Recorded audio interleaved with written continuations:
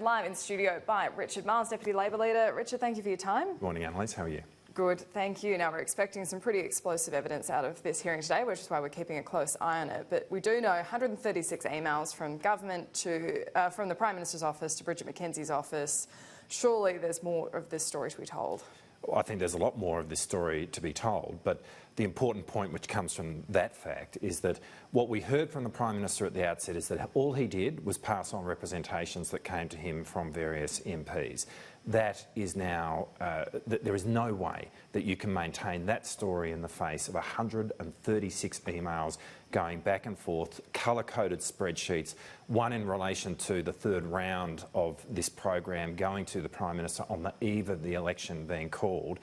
What's clear is that this was using public money to run a party political campaign for the Liberal Party, and much more than that, the Prime Minister was up to his neck in it. I mean, his fingerprints are all over this, and so you know he will double down as he does. He will try and avoid questions as is his practice. But at the end of the day, the Australian people know that he has a lot to answer for, and those are answers that he simply must give.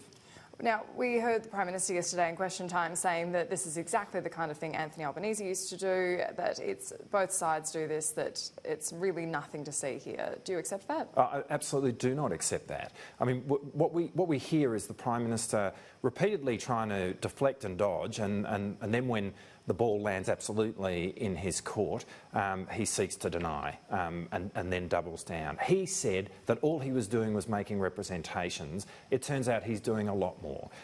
This is a program that was rolled out on the basis of the marginality of seats in terms of what were Liberal Party targets, with such a spreadsheet going to his office the night before the election is called. I'll tell you what, if you're a national right now and you are looking at the regional program and you're seeing that, you know, basically gold-plated pools are being funded out of this in North Sydney, you've got to be wondering what this is all about right now. And so the Prime Minister has a whole lot of explaining that he must do, and this has got a long way to go. When you talk to a lot of punters who have kind of a cursory knowledge of the whole sports rorts saga, many of them will say, look, isn't this what governments do? They throw money at marginal seats. Is it really that extraordinary? No, I don't accept that. Certainly that's not what I'm hearing from people in my electorate. And in a sense, you know, we saw this. In a way, we're on the front line of it, because we had a marginal Liberal seat, as it was then, Corangamite, in the southern part of Geelong. And if you're a sporting club there, you know, you were getting showered with attention and a whole lot of attention from the Liberal member. If you're on the wrong side of the river, you were struggling to get your programs up. And there were so many sporting clubs in my electorate who, you know, were deeply concerned prior to the election about how they could get their particular programs funded. When they look at what has happened now, what's transpired, there is total outrage about it. Now, we've had Jackie Lambie on the show this morning. She said that the government should hand over the Gatchens report into this. It should. She's saying she's withholding support for ensuring integrity. Obviously, you don't support ensuring integrity, but do you support her making that move to force the government to hand it over? Well, we don't support ensuring integrity, but what this is also demonstrating is this is another example of the government's relationship with the crossbench breaking down. And Senator Lambie has a fair point in that the Gatchens report should be made public. I mean, we ought to see exactly what inquiry has been done here in terms of the Gatchens report and what the outcomes of that inquiry are. I mean, I can't imagine why it wouldn't be made public unless there is something to hide. And I think ultimately that's what we've got to get here, is a sense of transparency about exactly what was the Prime Minister's office doing in relation to this. I've got no doubt, you know, they are desperate not for that to happen, but they're ultimately, I mean, the Australian public is going to demand that we get to the bottom of what is an appalling scandal.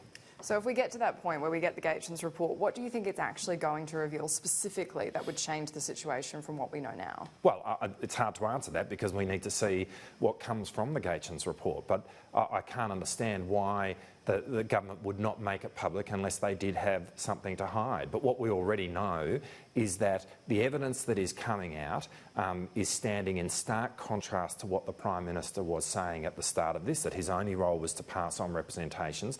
That is now patently demonstrated as being not true.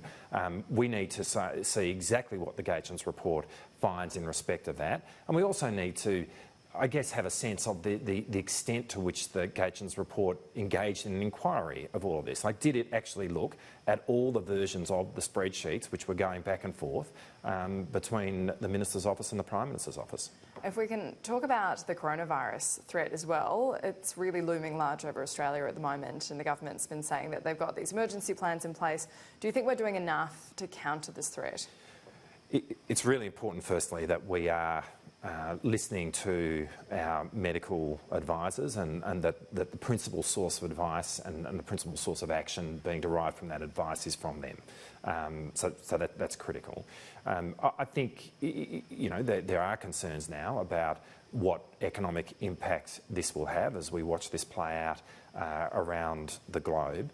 To me, what that does is actually put into stark relief the negligence of the government before the coronavirus occurred and before the bushfires occurred last year in terms of not acting on what was then a sluggish economy. I mean, we needed to see action then, and we were calling for a range of measures to be taken by the government at that point to get the economy going.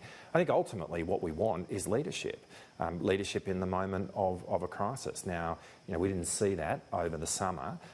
It's critical that we see it going forward. Do you accept that it will have this hit on the economy that no one could have predicted, and that might result in us losing the surplus? Well, in terms of the surplus specifically, the surplus is a test the government set for itself. I mean, they were the ones who made the coffee cup saying back in the black before they'd actually brewed the coffee. That's the reality of it. They're the ones who on budget night said a surplus is achieved. Not that they were budgeting for a surplus, but that it is already achieved. So the government needs to assess itself against the test that it set for itself, which was that it would be in surplus.